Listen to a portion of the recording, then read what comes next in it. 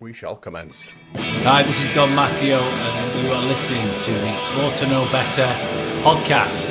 Let's do this. Leeds are shit. We're recording, you know. Oh, shit. We had a good start. I don't think we've got the personnel. You can fucking laugh all you want, you absolute bellend. I think about things, that's why you lot are idiots. A melted version of a dick that's been shrink wrapped. The absolute elite shithousery of this. I have missed that intro, I'm going to be honest. Good evening, everyone. Welcome to the Ought to Know Better podcast, Season 6, Episode 6, all the sixes. I'm joined tonight by two lovely follically challenged fellows. Gilly and Luke, how you doing, boys? Are you well? I'm all right.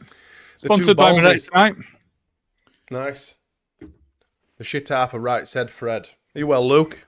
Are you busy? I was absolutely fine till 7:30, and then I got a phone call saying Jade couldn't be asked coming on again. That's right. Yeah.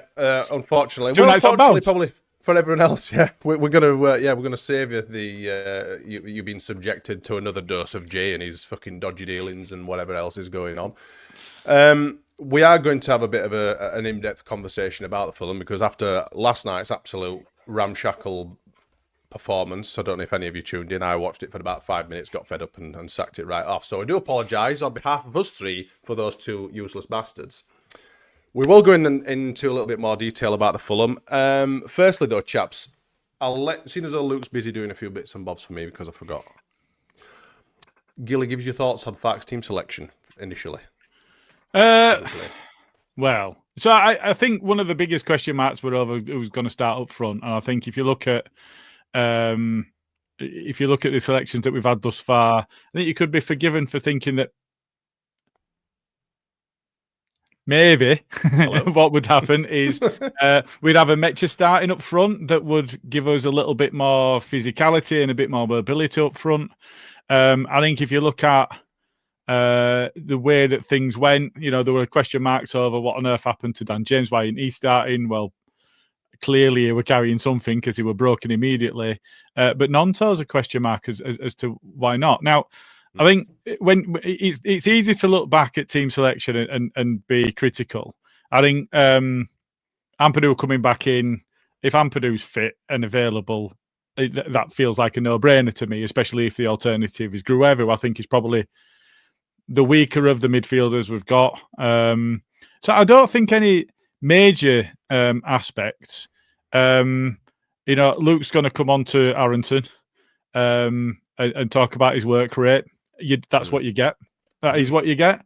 I think part of my concern around it was Nemetcha being physical and harrying and running and doing all of that physical work.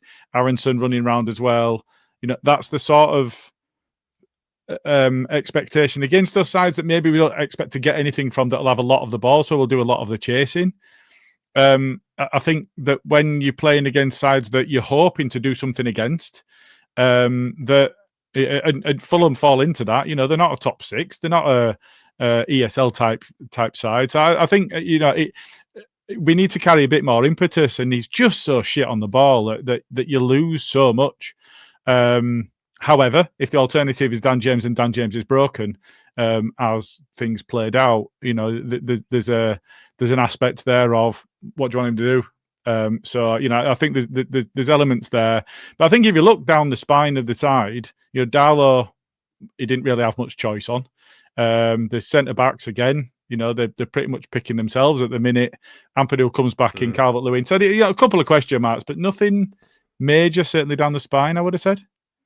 I think the only eyebrow raiser for me was the inclusion of Brendan Aronson. Now in 2025, right, 25-26 season, I am not 24-25 Smarty regarding Brendan Aronson. I'm 25-26 Smarty.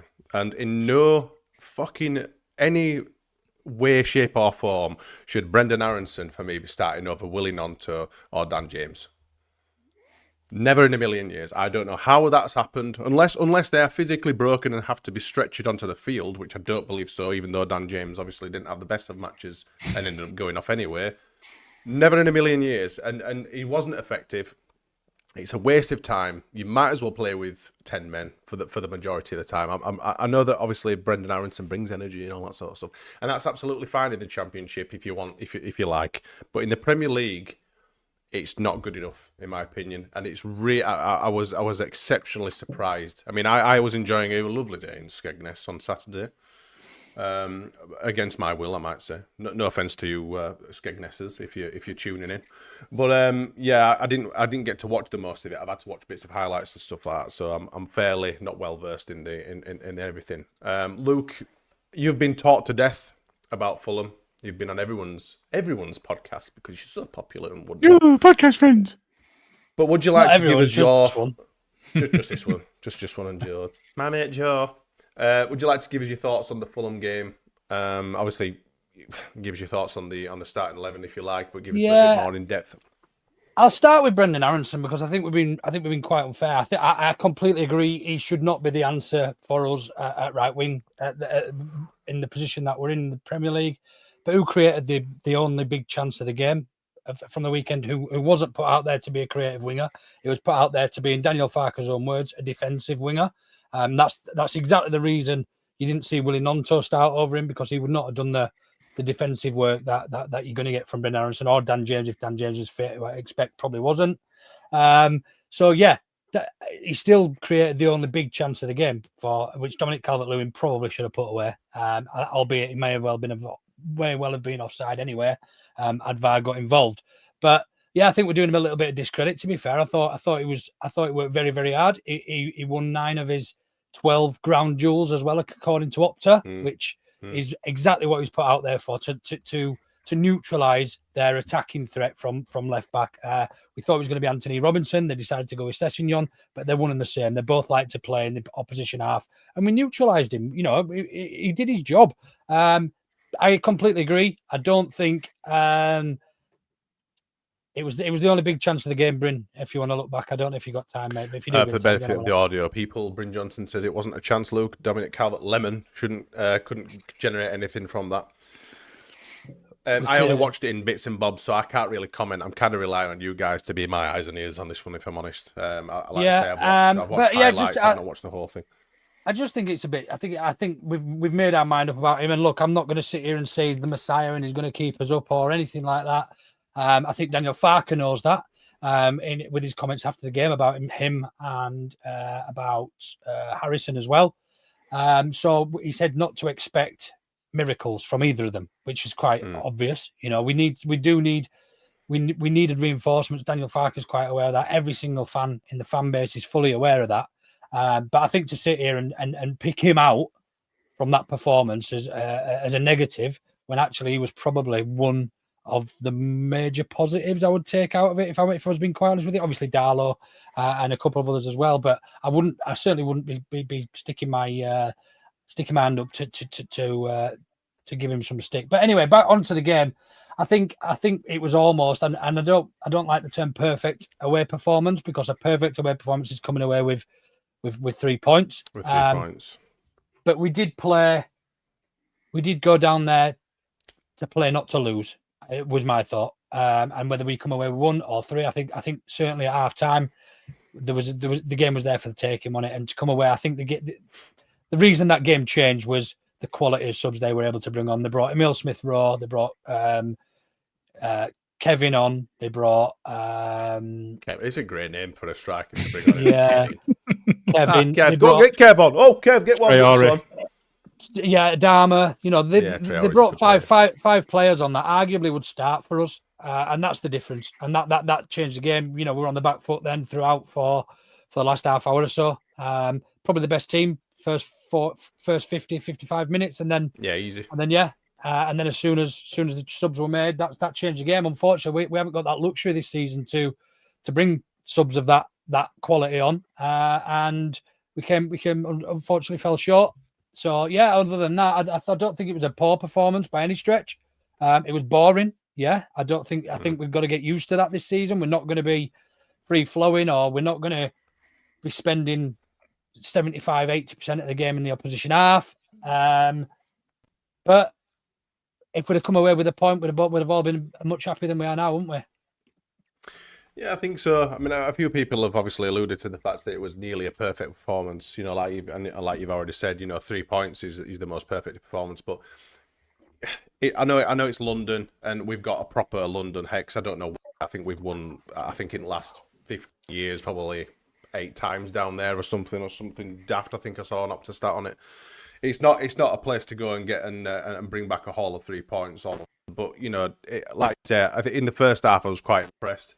My issue at the minute, and it's becoming an issue, and it's a growing problem, is our creation up front. It's just non-existent. And I'm not saying that Brendan Aronson had a shit game. I just think he's not effective. And for me, he should not be starting in that starting 11. Right, I'm not going to slag him off because I think we've got a relatively good team. We could do with a better attacking threat. I mean, I don't think Dominic Calvert-Lewin is the answer. Nemetcha in certain roles, depending on who we're playing against, depending on what sort of defence. I mean, against Newcastle, I thought it was brilliant. Against two really strapping centre backs.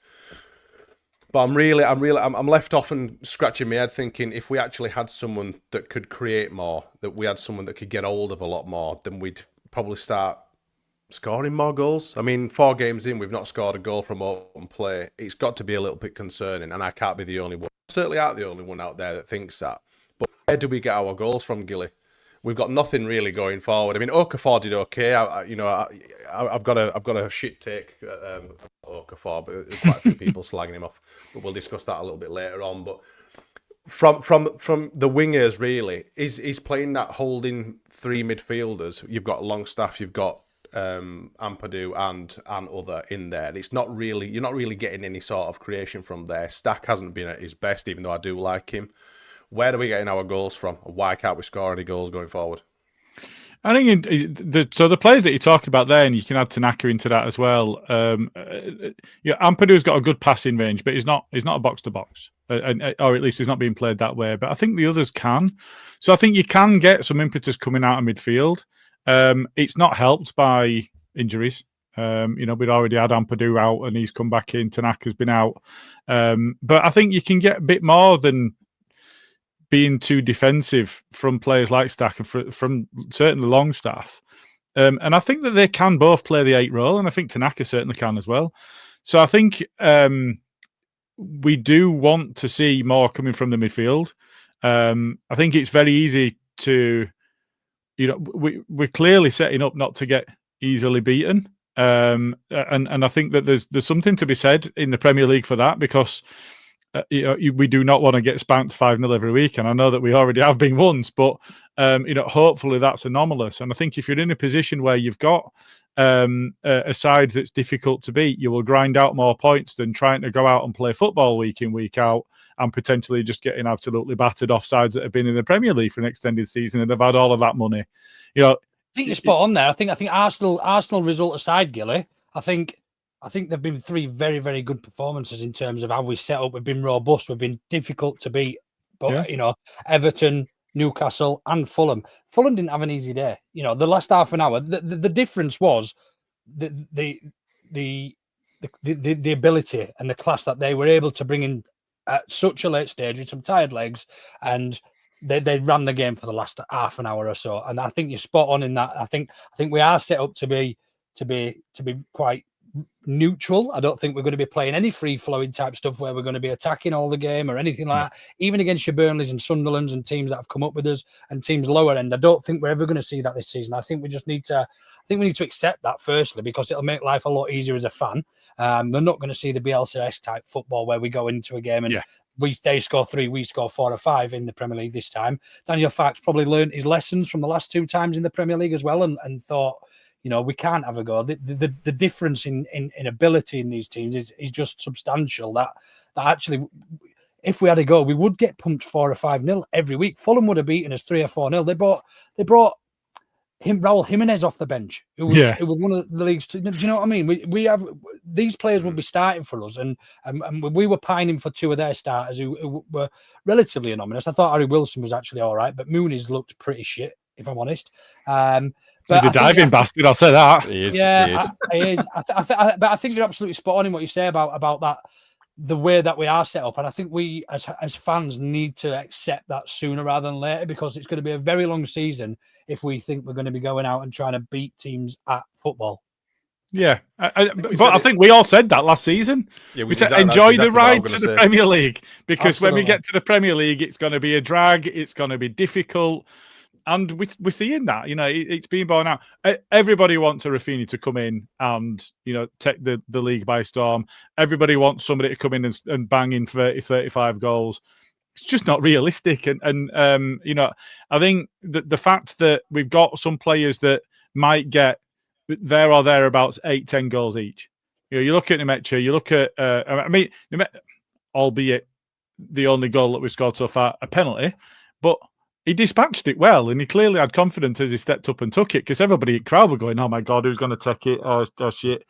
There were no women and iron about it. He went, "It's mine," and took it and scored it, and did so with aplomb. And I think if we're in a position where him and DCL have got 8 or 10 each over the course of the season, I think that would be a very good return. It would be a good return, and if you've got, albeit Farke talking about his wingers and saying he doesn't expect them to perform miracles, but if they're weighing in with 5 or 6 each, do you know that's probably going to carry you somewhere close to where you need to be just to stay up.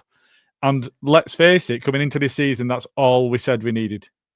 Yeah, I think to reiterate what we're saying about the first half and second half, I'm just looking at the stats from the first half. We had one big chance. They had 4 shots. They had zero shots in the first half. We had 54% possession to their 46. In the second half, totally different story. We had 36% possession, and it does show that it was a game of two halves, and that quality and that quality specifically in depth that the majority of teams, the majority of the Premier League, in fact, will have this season, is where we're potentially going to come undone. That's not to say we didn't create anything, because we did have I think we had 10 shots during the game. When we do just need to get that Chupping Longstaff effort would have bloody hell. That'd have been one of goals at season. It took well, didn't he? If it had got that under the bar, Christ. Yeah, he took well. And so, just to your point, just to extend on your point, Luke, we played Newcastle and we played Fulham, and they've both brought on £40 million player, and we're just not that. We were hoping that we were going to land a marquee signing up front, a creative force, or guaranteed goals at this level type stuff. It didn't happen, but other sides have. We've got to be realistic with that. Yeah, absolutely. Well, you've already said, I think we've got to get used to the fact that we're not going to be playing that much free-flowing football. It's a completely different league. We're against completely different opposition, much better opposition, and we just got to take each game as it comes. To go and grab a point away at Fulham would have been a good result. To get 3 would have been amazing. To come away from it, having scored, well, we scored their goal for them, obviously. Right at the end of the game it's a bit of a sucker punch, really, because, like you say, I think we more than deserved a point, but that's just something that we've got to get used to. In the Championship, we were the ones that were scoring these 94th minute goals and stuff like that. It just is what it is. I think as long it's not a defeatist attitude, Smarty. It's not a defeatist attitude. It's a realist attitude. You've got to be. Yeah, it's going to be a struggle. It's going to be hard this season. It is. It really is. Has he just gone off then? Did you stop talking, or did you cut off? Who, me? Yeah. No, I stopped. Believe it or not, I actually stopped talking. Something wrong with his mic? What's happened? Is it the software that's plagued, or is it just chuffing? Is it just the Willem? Oh, they won't know him as Willem, will Carl? I call Carl Willem Defoe because he looks like him. If you don't know who he is, Google him. I just moving on then. To pick up. Sorry, just before we do move on, fine. Mate, sorry, mate. I just wanted to pick up on Bryn's comment. I completely disagree, by the way. In that Farke has a lot to answer for this recruitment. I think Farke's been quite open and honest about what he's needed in this window, and the simple fact is he hasn't been given what either he was promised or what he felt he needed to be competitive. I completely disagree in the fact that Farke has got the majority to answer for.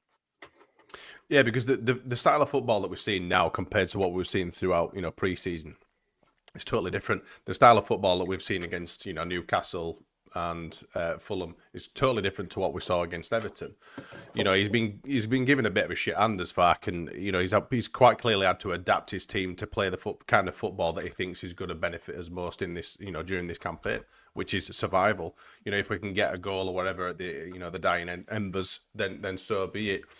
I've already been quite honest. I don't think we're going to create a lot going forward, and it's going to be from set pieces, etc. But then again, you've got Stack not even able to beat a fucking one-man wall, you know. So we're not doing ourselves any favors, are we? But I think it'll come, and I think, you know, the home form is going to play a massive role. Being at Elland Road is going to be huge for us this season. You know, we can get what we can get. We know we have to be pirates, I suppose. You know, trying to nick a few points on the road or whatever. But you know, at Elland Road, we're just gonna have to make it a fortress and make it a horrible place to come and play. Bryn actually elaborates on that point, saying player trading hasn't happened. Well, that's suggesting player trading was an option. You know, selling Piru for profit. That means we'd have to cash in more than 15 million quid for him. Like, let's be realistic. Was there any offers there for him? Like, we're probably going to be speculating massively to say that anybody would be offering more than 15 million quid for Puro. If they did, I assume they probably would have looked at it. I'm pretty certain that any sort of budding, you know, top-end championship, lower-end sort of Premier League, or even abroad would have been bidding more than 50 million for the championship Golden Boot winner from last season. You'd like to think we didn't ever have one bid for him through the summer, did we? Well, apparently we did listen to bids, but we ignored them because we expected him to play more of a part. But that's obviously with hindsight of getting more attacking players in and stuff. That's what I've heard. Hey, listen, we can be here all night discussing what we've heard and what's true and what's not, can't we? You know, we can only take it with a pinch of salt or whatever. But apparently we didn't listen to any bids for him. We just completely rejected them straight from the off. But again, if we would have sold him for, say, maybe 15, 16, 20 million or whatever, that would have given us a little bit more money to go and spend on another attacking option. You all right, Gilly? Yeah, just laughing at why Snake Bite. Sorry, yeah. Pity we can't sell some fans off. The offering just tickled me.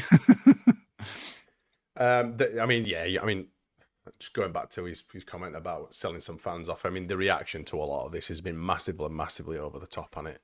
I mean, I also think that Pirot might do some stuff over the course of the season. Yeah, I think very early if you're writing him off. Yeah.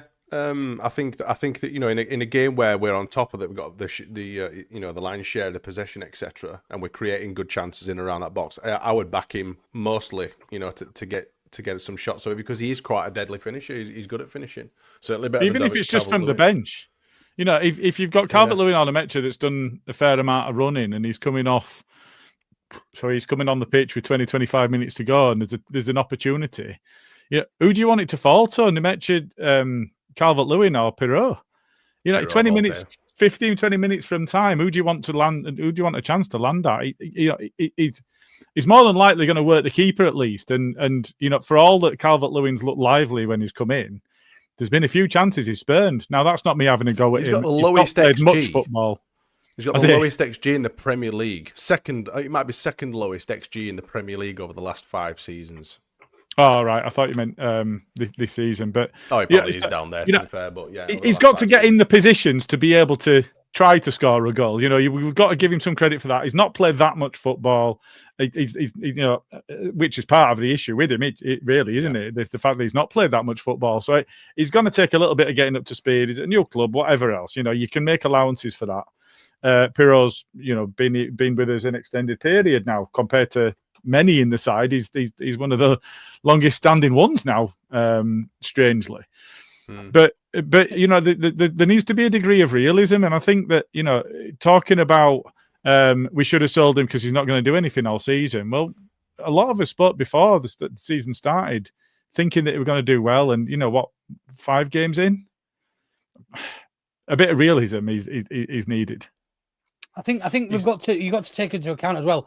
We're going to be managing minutes for Dominic Calvert-Lewin and Nemecha because their injury records are absolutely fucking disgusting. Half the squads are, let's be chuffing honest. Half team, half biscuit, aren't we? Fucking hell. Yeah, Joel Piru is going to be expected to play. I mean, I would argue that while they're all fit, Calvert-Lewin starts or Nemecha, and they swap and, you know, manage their minutes equally or accordingly based on the form and how they're feeling, and if they've got any tight bits. Any tightness,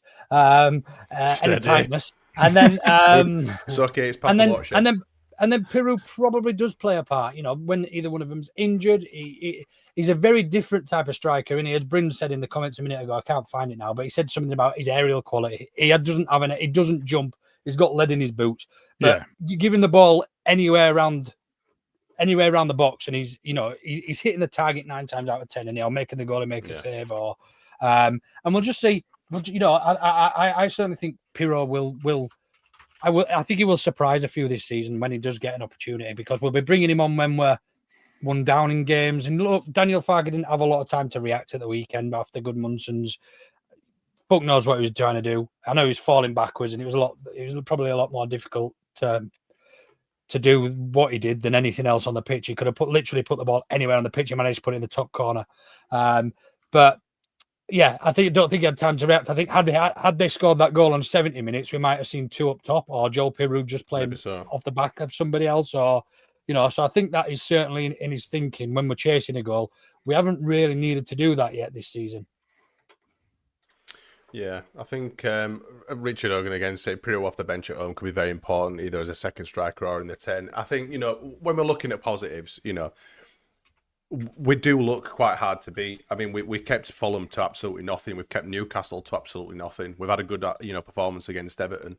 Arsenal, we'll just slide that one to the side and call that just a bad day. It was an unjust 5-0 drubbing, really. I mean, it's 4-0 you'll take all day, but 5-0, that little cheating scumbag that dived at the end was, a different. But like you say, I think we just need to keep the faith, but there are concerns, and I can see why there'd be growing concerns amongst the fan base. I mean, we're all human, we can see what we can see. But, Fark has been dealt a shit deck of cards, and he can only piss with the dick he's got, as we used to say. So he's just got to make the most of it. If you, based on these first 4 games, I mean, I know it's only 4 games, it's a bit of an out there question. Do you, as it stands, think that we've got enough? How confident are you that we're going to stay up this season from what you've seen so far? I think if we can continue, granted, it's only 4 days. I know. I think if we can continue 1 point a game average, then yes. Now that 1 point average doesn't tell the whole story. We played Newcastle without a striker. We played Everton without Jack Grealish. I know he came on, but he'd only just signed for him. I think if we played those at different times of the season, the results could have been very different, especially if that Voldemort striker they've got, that's about 6'10". And Jack Grealish obviously firing for Everton now. So I think we played both of them at a relatively good time for us, quite early in the season before they got their business done. But for me, I think it's quite apparent we still need more. And I think depending where we are in January, I'm hoping that they go out and sign this creative or 2 creative type players, because that do you is think what they we're will lacking. do? I mean, we've got a record of not getting anyone in the winter. Well, we haven't. We got John Kevin Augustin in January, so we've got a good record when it comes to January. We might end up buying him again, on a free. Fuck it, give him a big fat wage. He's half man, half biscuit as well. You never know. I think for me, it's Smarty. Probably depends where we are. Come Christmas, what will we played? Probably just under half the games. So we'll probably be 17 games into the season. We won't have played scum at all up until Christmas either, because we play them both in January, don't we? Yeah, we'll have played Liverpool twice though. Yeah, we will. I think they're not firing on all cylinders either at the minute, are they? But if we're averaging, I think they need to look at it. I think I'm going to be brutally honest that we do need those signings. Let's not joke about, even if miraculously we go win 4 or 5 games on the bounce, we still need 2 creative or 2 attacking type players for me to improve the squad, and not just attacking players that can start. Matt Leeds says the club have already said they don't want to spend in January. Yes, but they might be looking to the loan market. Someone might want some game time because they've not been played this season, etc., etc. You'd like to think, given that obviously there's not a lot of depth up front, that they would be looking and pursuing. I mean, obviously they've spent 6 months looking at the summer transfer window, so fuck knows what they're going to conjure up in the winter one. But time will tell. Hopefully, if we can weather the storm up until the January transfer window and try and make a good go of it, then you don't know what's going to happen. I mean, the hands might be forced. They might have to make some signings, because at the end of the day, we could be gurgling around the plug hole still and not looking like we're scoring any goals. It doesn't look promising, but it's still early days, so you've got to kind of stick with it and keep the faith. Yeah, they're just on the non-tour. I've seen a lot of non-tour chats, Martin, in in the chat. And Matt Leeds makes a great point here. A lot of people are pining for Nonto. He hasn't had a single shot on target this season. Not a single chance. Not a single shot. He's not created a chance. Yeah, well, that might be why I benched him. But then again, there's a good argument for what does Brendan Aronson create? I mean, if you were to stand them side by side, 99% of Leeds fans would go with Willie Nonto over Brendan Aronson all day long, wouldn't they? In that sort of creative sort of role. But you don't know we can't read minds. I mean, he's relatively closed book as well. I mean, he waffles on. I mean, I don't even listen to his frigging press conferences anymore. I don't know about you guys. I can't stand and listen to him most of the time. He does me frigging head in. It's just the same PR bullshit, isn't it? I think what we need to do is we need to be in touch going into January. That's it. I think if we're 14th, 15th, we'll all be quite zen about things at that point. Fucking hand off at 14th. Yeah, 15th. I'm not saying we're going to be, but if we come into January and we're 14th, 15th, we're all going to be quite zen about things. If we are 19th, everybody's head's going to have fallen off and they'll probably be forced into making a move. They were trying to make moves late in the window. They can say all they want about not wanting signings. That might be a political game that they're playing to try and play it down so that people aren't trying to rinse them because they know they're desperate. But if you're 19th, 20th in league, you're desperate and people know about it. That boardroom's going to be a bit of an itchy sort of seat scenario, and it's like, well, we need to do something here because either we're going to get hung by the frigging crowd, or well, I dread to think. I mean, I can't see it getting a bit nasty in the stands, but if we are in and amongst it towards the end of the season, it's just going to be exactly the same scenario as what we've experienced before. And there'll be stack the board chants and all sorts because we really, really don't want to go down this season. I mean, I know that it's likely, and there's a good chance that we will do. I think most of us were confident coming into this season, given the fact that we had such a good start to the transfer window and the players that we got in, and off the run of a really, really good season last season. I think a lot of people have just had the wind kicked out of them. And I think maybe a win against Wolves this weekend, which we'll go into a little bit later, I think that'll really kick the fire, restoke the fires or whatever and get people bouncing again. But time will tell. I'm going to flick through a few of these starred comments before I go into the next section. We've got Daryl Harris in the comments, says, lads, do you think we see Ampadu playing in defence before Biol does? No. Nah, I don't think so. But Strike's playing okay. He's doing all right. I mean, it was questionable against Arsenal, but all the team was at the end of the day, so you can't really base. That's the reason he hasn't been dropped. That's the reason we haven't seen Biol, because Strike is playing well, and he is playing well. And I'm not a massive Fark fan. I'm not a massive Strike fan. I'm not a Strike sexual, as you like to call them, Luke. That's Gilly, I think. But that's me. Oh, is it you, Gilly? Sorry, you're the Strike sexual here. No. I'm the opposite of that. It's me that uses the term. You're the Strike sexual labeler then. Sorry, apologies. But yeah, he can't be dropped. He's playing well, so BL's obviously going to have to wait his turn or whatever. Blazed Ray. Someone called them Jay and Silent Carl, which made it all worth it. I love that. I absolutely love that. Carl's audio went off, so it was Jay and Silent Carl. I used to love them movies. Shambles. They were an absolute shambles last night. I was watching them, but I was like, no, you just need to wind it in now, lads. You need to knock it on head. I think you've already. I started that. You've already moved on to that one. Paul Atkinson says, seems like Farke has put all his faith in the midfield and defensive recruitment as he neglected the forward positions. He knew how much he needed to spend, so it's on him to distribute the funds. Now, before I comment, I'll let you take that one, Gilly. I don't think that he's no man is an island all of itself. I think he might have outlined the things that he wanted, and that might have been, I want to be solid down the middle of the side. I want a solid spine and I want a solid defence. Go get me a left back. I'm all right at right back. Those sorts of things. But I don't think he would have walked in to the boardroom and gone, get me a midfield, get me a defence and fuck the attack, which kind of is what that seems to be indicating, is that he's focused on midfield and defence. You look at the attackers that we were linked with, genuine links that reporters close to the club and whatever else we're talking about. We were very definitely in for attacking players.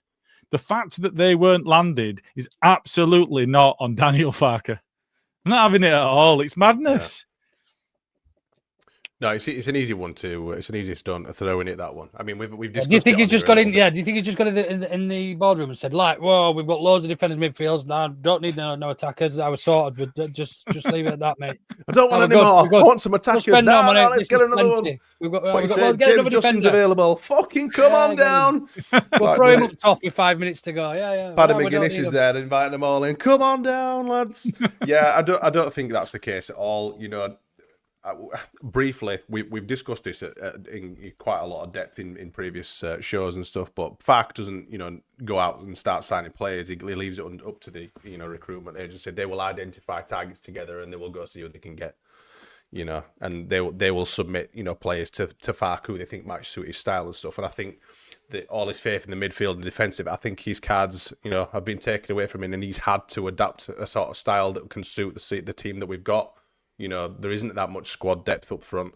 We've got what we've got at the end of the day. So you might have, it just suits how we play now with the DCL and whoever else is up the top, and obviously the wingers that we've got as well. I don't think he's specifically gone out to play like this. I just think that's the only option.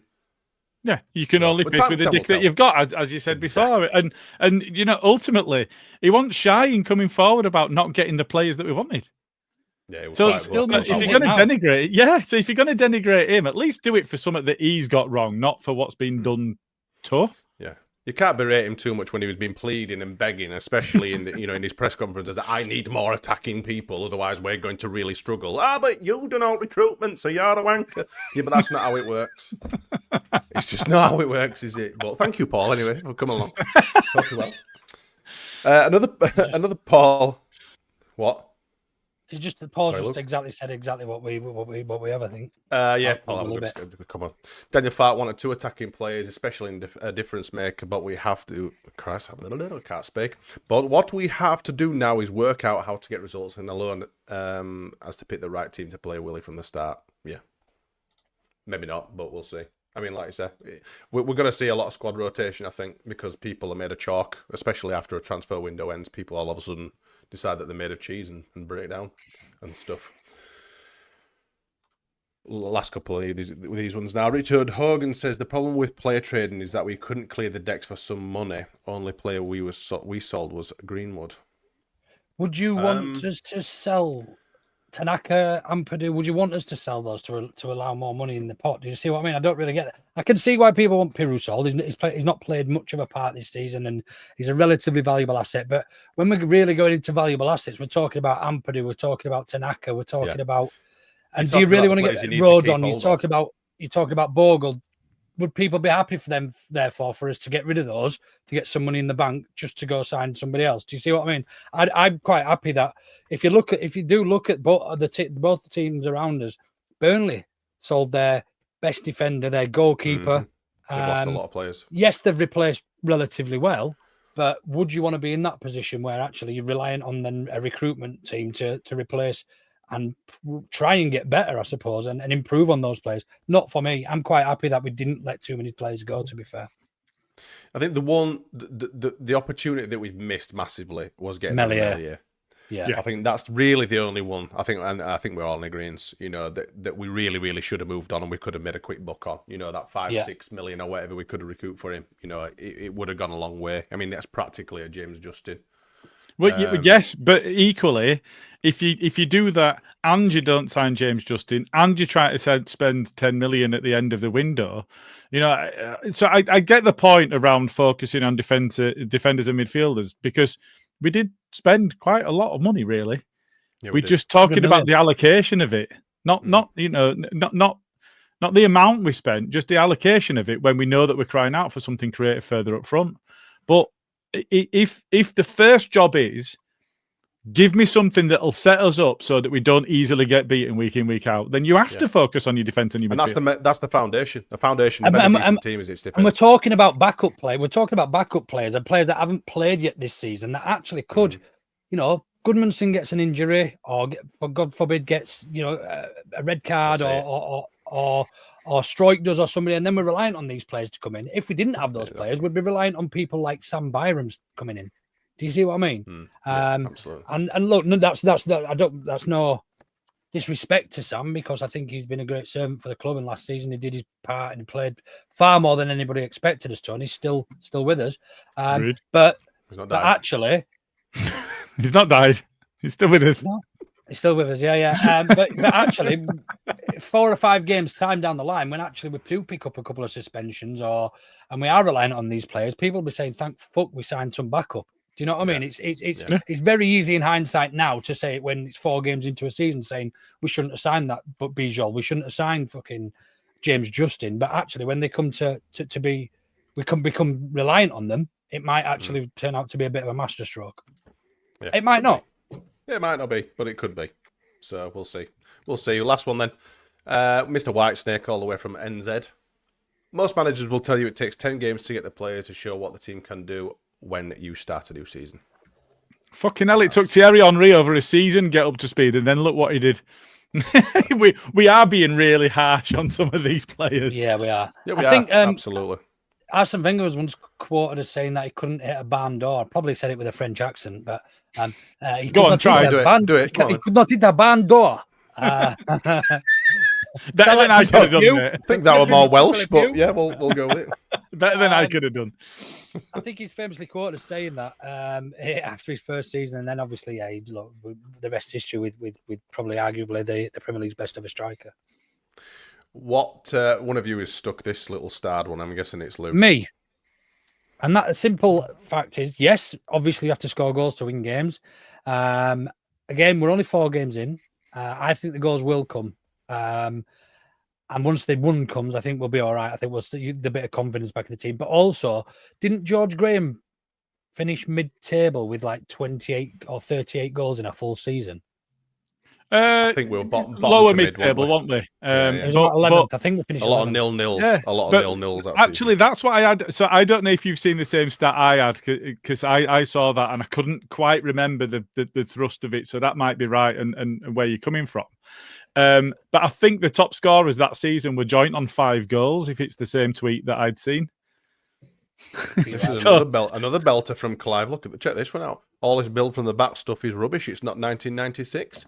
They didn't used to build up from back in 1996. It was fucking 4-4-2. Get it fucking forward to a big man. Lumped up top. Little and large. Get it in mixer. Yeah, I don't know where that's come from. Fucking Luke. Sean Dyche. I'll just give it to Yeboah and just let him hit it from halfway line. Well, they want that. Sure. They want that, yeah. Playing against Monaco, just get it to Yeboah. You'll be fine. Oh, dear. Right, okay. We'll move on a smidge. I don't have any fancy graphics for this bit. So it's the next 5 PL games. Our next 5 fixtures are Wolves away, and then we've got Bournemouth and Spurs at home, Burnley away, and West Ham. How many points are we picking up from those next 5 games, realistically? Because this is a good cluster of games for us to get through in it. I would say I want at least 5. But realistically, I think we might surpass that. I think we might surprise ourselves and pick up 8. Yeah, I'm thinking 7. I'd like 7 out of these 5 games. I think Wolves are beatable. I mean, if we can't beat Wolves, then frigging hellfire. Set the fucking club alight, I think. What planet does Bryn Johnson live on? Need 9. 9 points in 5 games. That's almost championship winning form. There is a shit take along these lines about must wins and blah blah blah blah. So we'll come back to our good friend Bryn Johnson in a little while. Yeah, I think Bournemouth at home will be a tough game. Spurs at home will be a tough game, but those are the ones that we really do need to be making an impact on. You know, using the home crowd, etc. Burnley away, I believe that we should be on the better side of that. They're in a similar sort of position to us, so hopefully we can get something out of that. And West Ham, it's only probably a matter of time before they start picking up a little bit of form and stuff, because they aren't that bad. I don't think they'll be gurgling around the plug hole, but probably is the right sort of time to play them now. I don't know what's your predictions, Gilly? How many points are we expecting from these 5? So I think we have to get something against Wolves. It's not a must win, but we have to have a decent performance. They haven't won since early April. Something mad. So you know, if we can't go there and get a result, we have to focus on our home form. That's what's going to see us over any line this season, is our home form. So I think that there's something to be said for that. I think you're right about I think people are underestimating Bournemouth. Bournemouth are a decent side, and they'll They're a come and very they'll, good team. they'll want to play football against us. Now that might help us, but ultimately I think that it's going to be a significant challenge trying to get something from those Bournemouth Spurs games. I disagree with you on West Ham. I think they're appallingly bad. They do have At the players minute, that but can I get think them they out will of get better. shit. But I don't. I really don't. I don't. I think they might get better, but only if they change their coach. I don't think things are working out. I was an advocate for him coming into Leeds, looking at them and looking at his demeanour and looking at his approach. I'm really glad that we didn't, which says a lot. And they do still have a couple of players that can make a difference. Paquetá is a baller. Bowen is very, very effective at this level. So they've got some good players. But it's just not working for them. And I can't see that significantly changing until such time as they change gaffer. Brighton will be tough. We're away at Brighton, and we'll be coming up against the next player, one that I didn't rate at first, but then actually turned out to be a complete baller. If he plays, Brighton are a good side. They're well run. We've talked about their ownership and the framework they've got in place and everything else. They're a club to be looked at and think, yeah, they've got it right. Over the course of all of that, if we don't go and get that's the 6th game, Gilly. Oh, it is. Sorry, it is. Who's the one before them? I've gone too far. Burnley, West mate. Ham, Burnley. No, it's West Ham that's just before them, isn't it? Yeah, okay.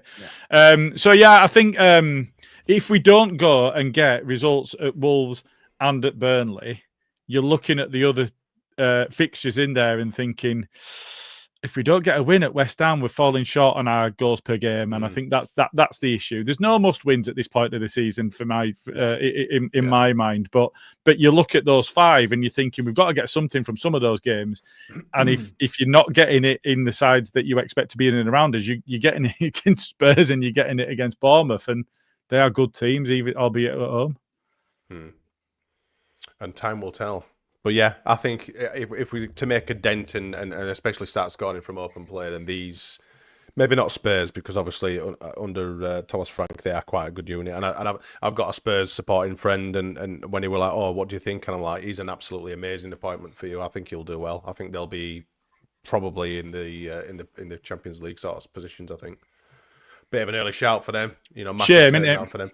Yeah, it is a bit of a shame because I wouldn't mind stuffing them. But, it is what it is. It is what it is. What can you do? As long as we beat them scum bastards, I don't give a fuck. We can get relegated. If we beat them twice, I'll be sound. I'll have a great time in Championship next year under someone else and not far. Right, I'm going to move swiftly on to a lot of people's favourite part of the show. Hey, has got a shit tick this week, my little spat of fact.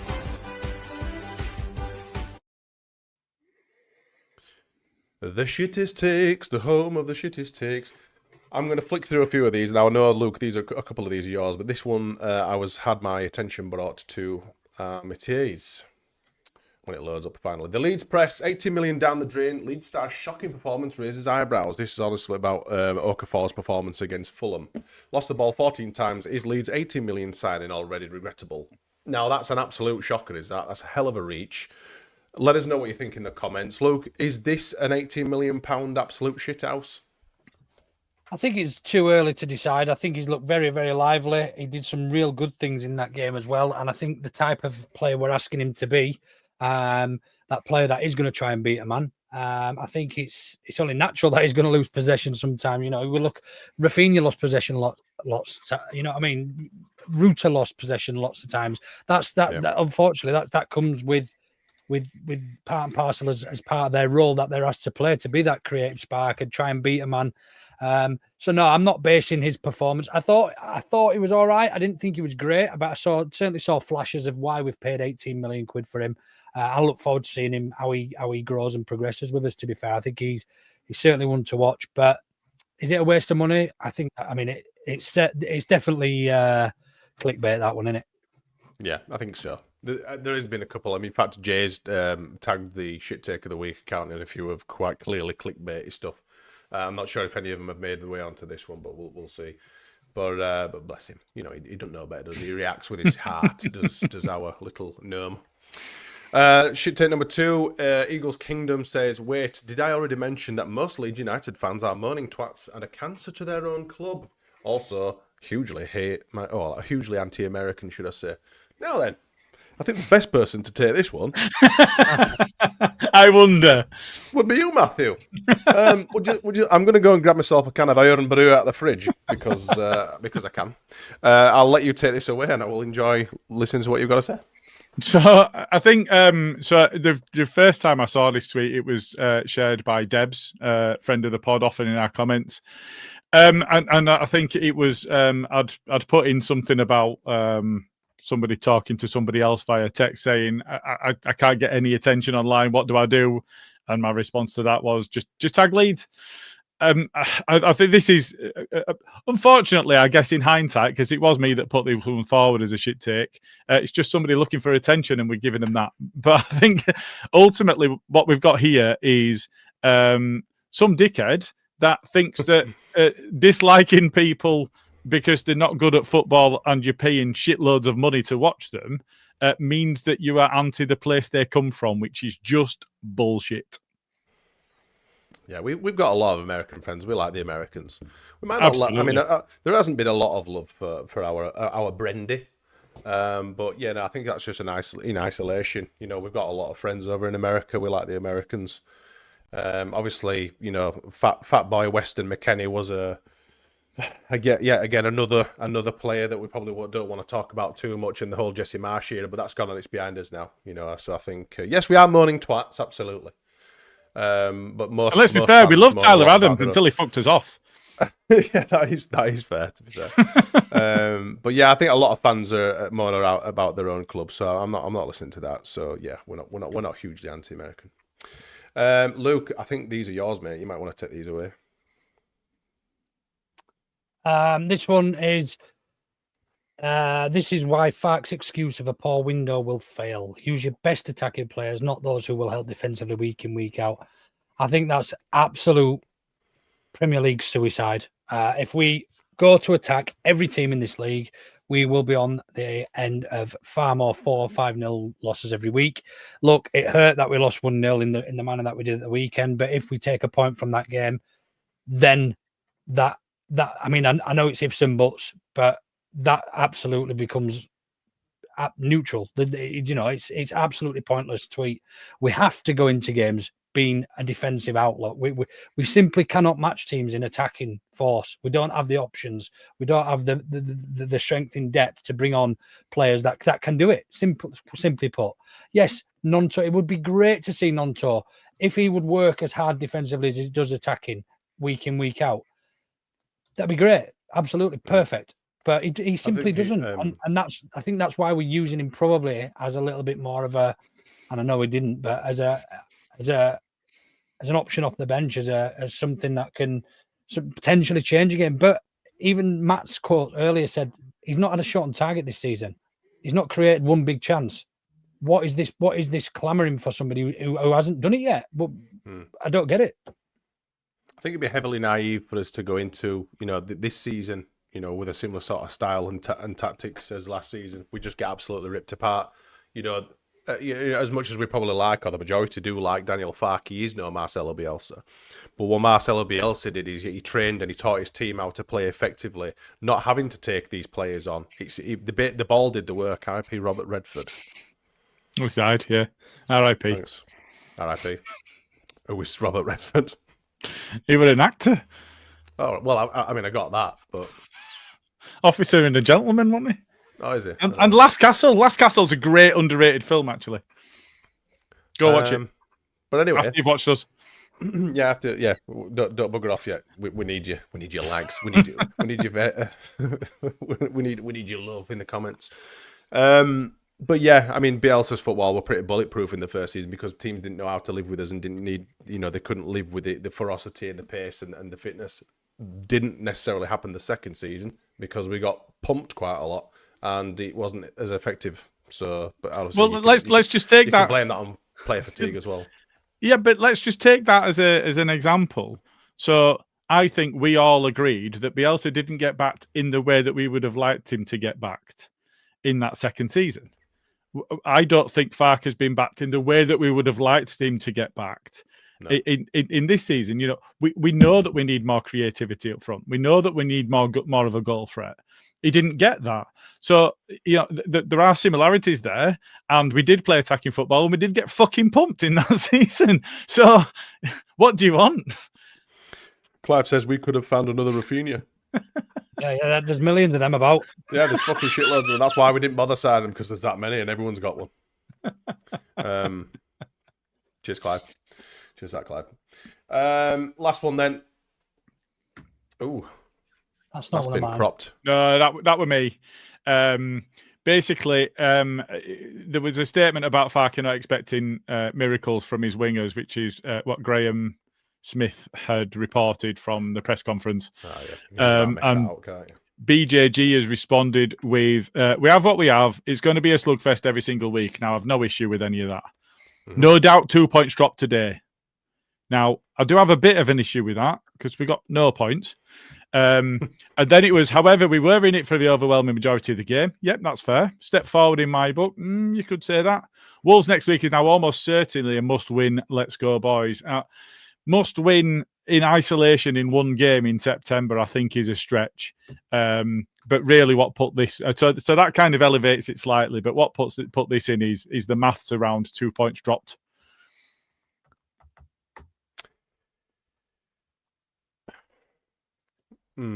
Is it 2 points dropped though? Because, like you say, we were never really in that game. Well, it's definitely not 2 points dropped, because how can you drop 2 points if you take none? Yeah, exactly. It's not. It's a point dropped. We were never anywhere near 3 points. I mean, we didn't look. I mean, apart from obviously a wonderful header by Mr. Goodmanson himself, we were never really looking. Good finish, by the way. Were we? Oh, 2 + 2 is 4 -1. That's free quick maths. Everyday man's on the block. Cheers. I don't think you have the facilities for that, big man. I don't know if you want to do a poll. If you had to pick one out of that lot, have you done it already? Well, you fucking good, you are. Yeah. Hey, look at you. Look at you. Does anybody understand what Clive? And by the way, we got by 5-0 by Arsenal. What's the point? When did we get beaten 5-0 by Arsenal? Did you miss it? Titanic has sunk. Come on, Clive. Fuck's sake. Yeah, I think. Well, you guys go and vote for your shit take of the week. But there's a few belters. Have you got any favourites, you guys? Anything sticking out particularly? I can't remember them, to be honest. I think they're wasting money on Okafor. I've just put something in the comments. 80 million waste. 80, yeah. So I think, for reference, in from the same game, Statch lost possession 16 times, so the equal amount. Ampadu lost it 13 times. Iwobi for them lost it 15 times. Moonies, who we were looking at signing, 10 times. Moons. Yeah. So, it's looking at it in isolation, it looks bad on a headline under a big Leeds press banner. But actually, when you look into it, and be a little bit sort of fairer, it's not all it's made out to be. And Leeds press is full of shit. So it's not true if it's in that. Yeah, it's just clickbait, isn't it? It's absolutely the one surprise from Fulham I had was just how bad Bassey is. Genuinely, I think if Dan James is fit, we win that quite comfortably because he's so bad. I thought he had a good game. I thought he was fucking awful. It was strong. Don't get me wrong, it was strong. But if we had somebody small, nimble, and fast, it'd have been nowhere. I thought it would. Like Brendan Aronson. Good one. With the ball, with ball, not without ball. Tried and failed. Yeah, with ball, without ball. What do you think of Wilder? The situation with Wilder? Fucking hell. I mean, you'd have just told him to jog right on, wouldn't you? Hey, why would he? He's going to get another severance payment in a year or two. Yeah, there's a few things to take into account. But it is very much like you've been with a bird, she's dead rich, she sacked you off, she's shacked up with somebody else. That's not worked out, so she's brought you back in twice more. Smack to that. But at the same point, really, you're in a position where that is his actual club, isn't it? He's always been a fan of Sheffield United. So that is his club. And they've given him a shitload of money to piss off. And then have given him a big bumper contract again. And for a fact he'll come back in and he'll get them sorted. So he'll be fucking lauded up and down Sheffield, all over the place. So they'll fucking love him They've for lost it. every game this season. They got pumped 5-0 on Friday by It's Ipswich. amazing. Ipswich It's hadn't won this amazing. season. I know. It's amazing, isn't it? It just goes to show how fickle football is, especially the fans, because they're all like, "Oh, get rid of him, he's shit." And, "Oh my god, he's back, he's back!" Like the fucking Messiah. Did the fans really want him gone? Because they were I already think some of them did. right some on of wall, them did. wasn't it? I mean, It's if they almost could like have had we lynched him after that playoff sacked- final if they could have done. Farker after the playoff final. Yeah, Imagine true. if we'd have gone and got somebody else, and we could have well been in that position. By the way, now sponsored by San Miguel. Excellent. I can see there's a lot of bit of Wakefield Trinity chat in the comments. We'll knock that. Oh, we don't need any of that. We'll be getting Jesus back. We're getting Christ. Up the train! Up the train! Two culprits. Up the there, train! and this dipstick as well. Hop, they get the job done. Hop, they get the job done. Who are you playing, Salford? Salford, and we just need a point because I think we just need a draw. But I think we should be beating Salford. You're not confirmed for playoffs yet. No, Just because outside Hull it, beat Warrington, didn't they? We beat Hull KR at the weekend. Absolutely pumped Hull KR the first half, and then they smashed Warrington at Hull. as well. Right. I missed that. I thought you were in playoffs. So there's 1 point between us. Anyway, moving swiftly on. We're not talking about shit fucking rugby teams. Only if it's Leeds Rhinos. No, Luke. Can't chant all Leeds out way, unless you're a Rhinos and. Oh, you've had an half decent season for once, have you? Yep. Jesus. Yep. Yeah, that's exactly what it is. Well, I'm a Mr. Glory Harper. fan when it comes to rugby league. I 100% say it. I don't even like rugby. No, I do. You're a like Dewsbury being Rams good. fan anyway, I aren't do. you? I do. Him. He's what? I'm a Dewsbury Oh, fan. he's a Dewsbury fan, aren't you? Or Batley. But no, Rhinos, mate. I thought you used to go to Batley games. I've been to because I knew a few players. That's all. That's all. Used to go for free. One of my mates used to get a box sponsored every year, and I just used to go up and start fucking braying on windows. Let's not get into the sides that we. Yeah, used let's to not Luke. get yeah. Let's move swiftly on. See, Who, Danny me? knows. No. Knows. Rhinos. Moving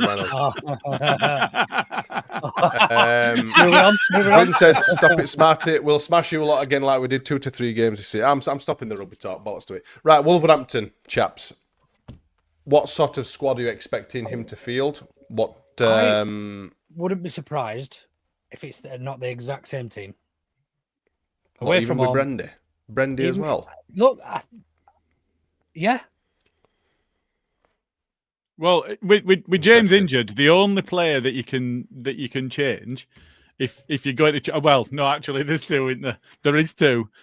You could bring in Nonto for Aronson, which if you've got Okafor on the other side, is really attacking. And do you want really attacking when you're away from home and the impetus? So there's a question marks there. The alternative is you could play Harrison. Now Harrison's hard working. I think he's much better Yes. on the ball than Aronson. Better defensively as well. Yeah, but I actually, also no. don't rate him on the right. Defensively than Aronson, maybe not, but I don't rate him on the right. I don't think he's ever had a good game for us there. And if Okafor is left winger, then you're playing. Nonto's probably better on the left than he is on the right. So you've got 3 options, none of which are desirable.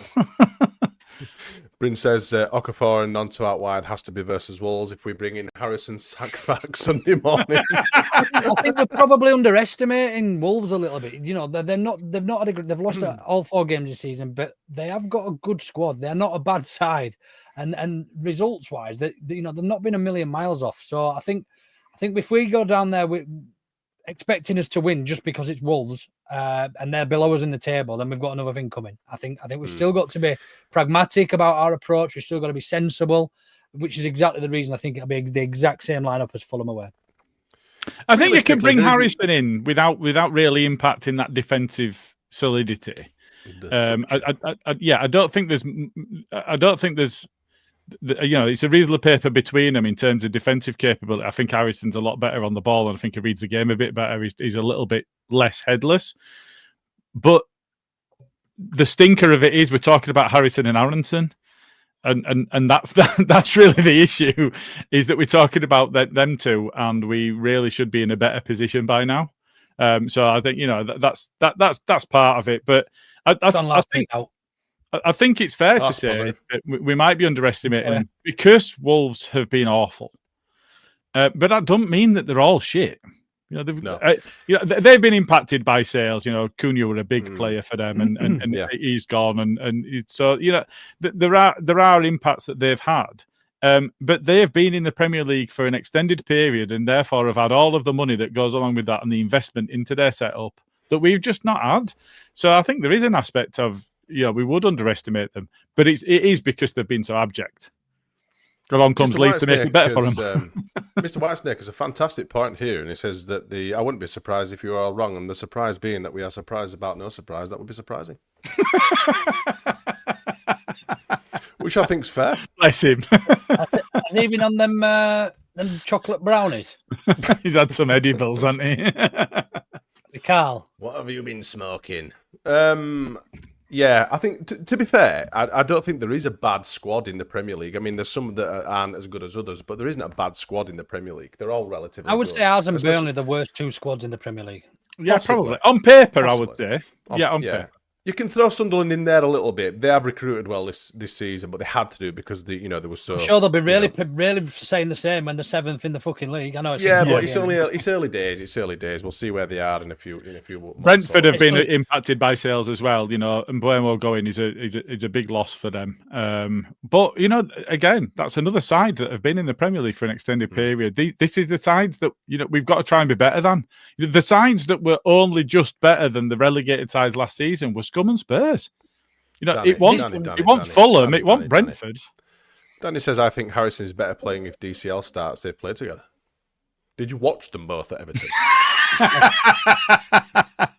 I think this is probably not a bad shout for me. Stach for Tanaka. I mean, Tanaka is one of those players you look at and you think his physiology. He's probably going to be there or thereabouts after injury, and he's probably one of those that gets back up to speed quite quickly. Physicality. Yeah, basically the makeup of his musculature and whatever else. He's probably not going to be somebody that loses any of that over the course of a fairly short injury. Is my point. And they'll have had him, I don't know, in pool and whatever else, things that he could be doing while recuperating, just to try and make sure that they didn't drop off. Ampadu came back in. I think he played well, and we're pretty much at the mark right off the bat. And you can see Tanaka doing the same. Doesn't he? He does. Yeah, but you can see Tanaka doing the same relatively well. Yeah, quite possibly. Calvin always did. There are players that are back up to speed. There are players that don't. Most often, it's creative players that don't really hit the straps right from the outset. We saw it last season, didn't we? Yeah. I think for me, I'd like to see Stach show the same energy in his performance as he does in his Instagram post, because they're class. Yeah, they are good. It is. The Adams family one got me. I echo Arthur's sentiments entirely here, and fuck Wolves. We should absolutely be going for them. For me, I would be tempted. Wovles. Hey, that's Wovles. Fuck Wovles. Yeah, but we know what he said though. Read it backwards. We knew what he meant. Selval. I think we need to go. I think we need to be a little bit more attacking. We need to be similar sort of style of play that we did against Everton. We have got a good. It's risky. You concede early on, you fucked. It is, but I'm only looking at changing one player now. For me, even if you were to play Harrison on the left and put Okafor on the right, if we're not going with Nonto or whatever, we'd need someone with a bit more creative power and a bit more of an eye for a target and maybe an eye for a goal. And Jack Harrison does that. Whether he scores or not, I don't know. We'll see. But I think we just definitely need. For me, the wingers, we need wingers playing in their right positions. Specifically, for playing Dominic Calvert-Lewin or Metcher up front, because I think Metcher up front. You want your wingers to beat a man and get the ball in the box. We're going to be relying on those players cutting in and using their stronger foot, because they're just going to get murdered every time they try and do that in the Premier League. Unless you've got a Mo Salah or somebody of real exceptional quality that can do it week in, week out, then that is not going to work for us. We need to be getting the ball in the mixer and putting defenders under pressure, making them make mistakes. Would you say Nonto is more effective on the right or the left? Left originally. Well, people are calling for him to be starting on the right. This season, I would say that's over Aronson, isn't it? Well, yeah. That's because they want more attacking flair. That's not because they think he's better on the right, in my opinion. People can say different, but that's because they want more attacking. We're talking about people playing the right positions and stuff, and now people are all asking for Nonto to start on the right wing. Yeah, but Danny Talks Leeds wants to play Stack at centre back because that's what a 6 is, and I'm not fucking having any of it. Yeah. Fucking number nonce over here. 6 is a centre half alongside a 5, and a 4's in midfield with an 8. And you can all bollocks 4-4-2. I'm aware that we're an hour and 10 minutes here, and we've got a little bit Brexit football. We've got Andy's Man Club stuff. Quickly, we'll go and get some predictions from you. We don't do the predictions. Just really quickly before you do go on. Sorry, Smarty. I just wanted to flag this one up. It's fine, Matt. Let me just read this and see if it makes as much sense. He's sat there like a moth to a fucking flame. He's just typing away. What bullshit can I come out with that Luke will fucking bite to? Oh, I know. It's fine. It's fine. Like, this just completely contradicts itself within 11 or 12 words. It's fine margins, which is why it's a dangerous game. Just keeping it tight and staying in games. So what he's saying is it's fine margins in a Premier League, but what he's saying is fuck it, go gung ho. Yeah. YOLO. Well, yeah. So it's not. So YOLO. It's not fine margins then. Fucking YOLO, but play it safe, lads. Don't get too carried away. No, Claire's been saying the opposite, hasn't they? No, don't play it safe. Just go gung ho because it's fine margins if you play it safe. Yeah. Opinions are like arseholes, eh? We need to be in the game. It's come 70 minutes. We need to be in, and that transpires into the season. We need to be still within touch by January to have any chance of staying up. If we go gung ho every game, I will guarantee you we will get beaten at football by almost every team in the league. Arguably, the only team I think we would beat is Burnley potentially. Yes, we will pick up odd results and we will pick up wins here and there, but man for man, we haven't got the squad. How are they playing at the minute, Burnley? Are they still playing mega defensively, looking to counter? Yeah, they only just got beat by Liverpool at the weekend, but they played a 5-5-0 formation. They were literally, packed in like they played against us, weren't they? Yeah. Shit houses. Fucking six-fingered twats. It was a red card. Low-risk football is risking itself. I mean, low risk is not no risk, so he's kind of on the money there. That's fucking amazing. I'm gonna get that printed on a t-shirt. We just need a book of Clive, don't we? the book of Clive. The book of Clive. That's an absolute classic. Well done, Clive. Thanks for being here. Just back to Burnley. They must be shit because they're below us. But so are Villa. I like this one. Attack is the best form of defence. Mahatma Gandhi. That's like that thing of don't believe everything that you see on the internet just because there's a quote with a picture next to it. Abraham Lincoln. Abraham Lincoln. Yeah. Wait up. Shit. Gandhi never played football.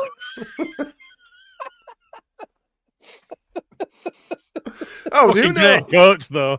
How do you know? He didn't have. He wouldn't have been able to kick it straight with his flip flops anyway. And Clive signs off with, "I'm right."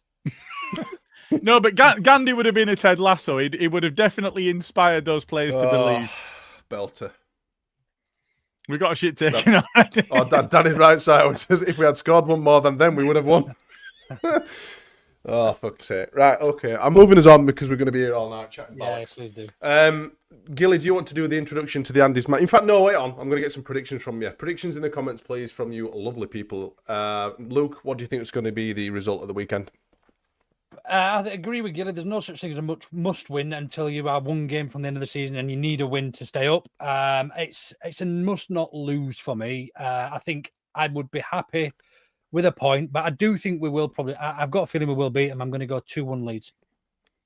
2-1 Leeds. Gilly, any advance? 2-1 Leeds. I think. Leeds. Yeah, I think that it's going to be a really tight game, and I think it'll be on a knife edge come the end of the match, and I think we'll just pox it at the death. And actually, we deserve that after the Fulham game, so I'll take it. But yeah, I've got this. It might be heart over head, but I've just got this thing that we're just going to pox a result and take the 3 points back. Daryl with the negative Nigel says it's going to be 3-1 Wolves. That you've pronounced it. Sorry, you've spelt it wrong. It's Wolves. Wovles. Wovles. Sorry, Wovles. It's Wovles, Daryl. Fuck's sake. I'm going to go 2-0 Leeds. I don't think we'll concede because I think they're shit and we're ace defensively anyway. And they're not great defensively. You're getting clipped now. Absolutely. Yeah, they are -7. They've conceded 4 against City, which you expected, and there's 1 against Bournemouth. 2 versus West Ham, where that was in the cup. They got beat 3-2 by Everton, and then just most recently away at Newcastle, they lost 1-0. Quite tight, other than Man City one. Yeah. I'd take a 2-0 boring game. I'd take that week in, week out, to be fair. Larson's out injured, Bryn, I think. He's a very good player, though. Agreed. Yeah. Excellent. Yeah, he's a good player. They have still got, like you say, you've already said, look, they have got some quality. All teams do have those, little pockets of talent everywhere. Even we do. We've got some good players, but it's a bit sparse at the minute. But, it's the first time they've lost 4 in a row in 127 years of football.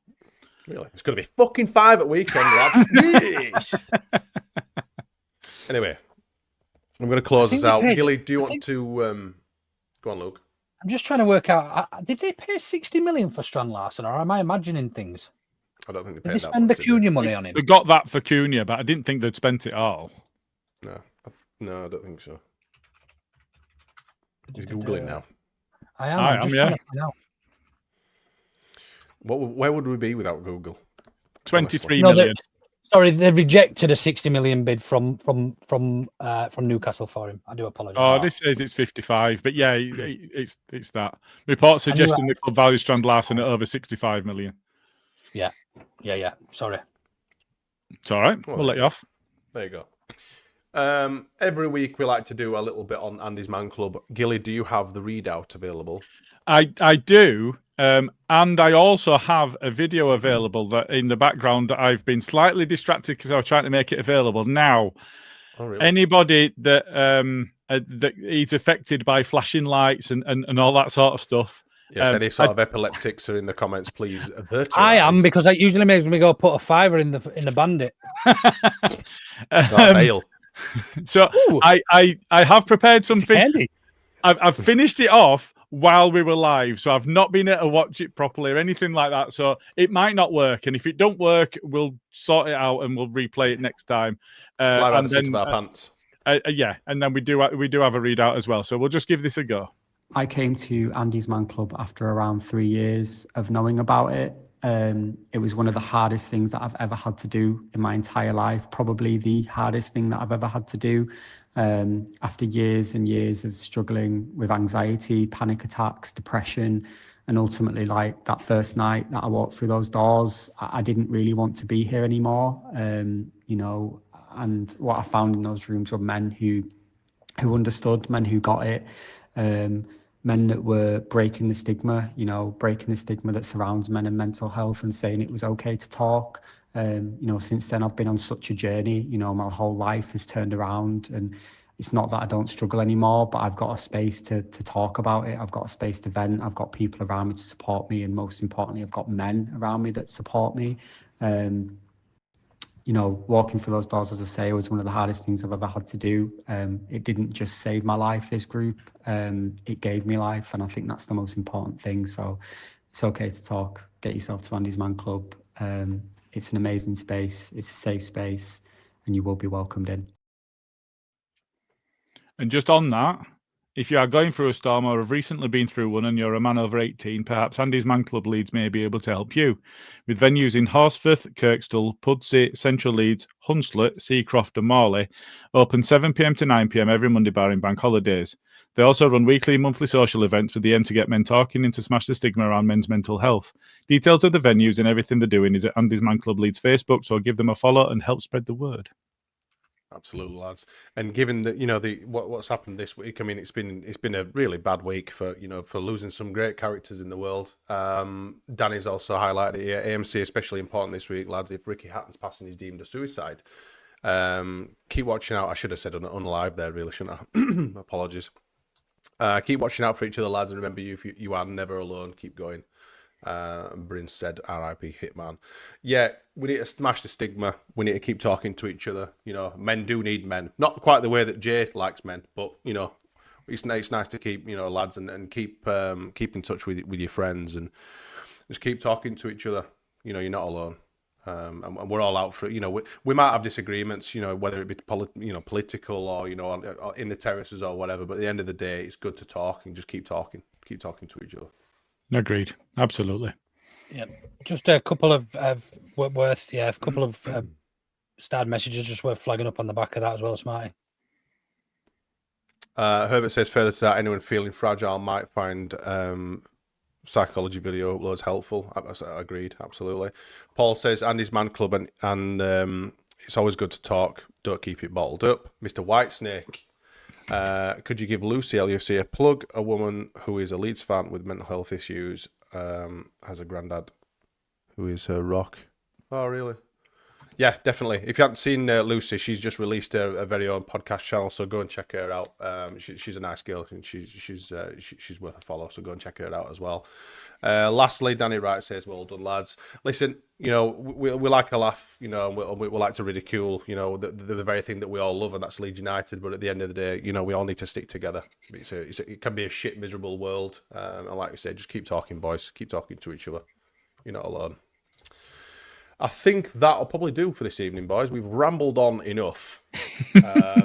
Thank you to everyone that's been in the comments, keeping us entertained, especially you, Clive. Special shout out to you, and risking it all. Comment of the night, Clive. In fact, for comment of the night, Clive, if you want to DM us your address, I've got a little gift for you. We have got some no better bottle openers than you've. Look at them, eh? We are Look at them. They were really expensive as well, so you need to make sure that you look after them. We've got you can if you want to send me a colour as well, we've got all sorts of different colours. That's not very nice. You're just trying to give out some fucking bottle openers. Green, purple, blue, gold, black, the lot. Steady. It's his favourite one. And thanks. Saddy. Jesus. Thank you, everyone in the comments again. I'm going to ignore what he's saying because he's just fucking rambling on. Thank you to you two as well for joining me tonight. Thank you, Luke, for stepping in for the wee man's because he just doesn't like doing it anymore, does he? I think he was scared after the absolute shit show last night. From his front door again. He's pretending he's got internet issues, but he's not. When you're a kid and your mum makes you make a cup of tea and you make it really shit show, she doesn't ask you again. Is that just Jay? If I'm really shit on pod, they won't make me do it again. I had a really terrible time last night. I can't do it tonight, lads. I'm going to pretend my internet's not working. Jay's excuses are like the ones that you hear from kids about why they haven't done their homework. He thinks we were born yesterday. My dog ate my laptop. Yeah. Or in Carl's case, that's quite literally what happened. Thanks did you. It? Well, yeah, exactly. What's her name? Thank you, everyone, again for joining us. We're going to bugger off. I'm not sure who will be on Berardi and Cook. Fucking hell, you need to stop. I'm not sure who'll be on Berardi and Cook, but if you keep an eye on our socials and stuff, we'll get around to you.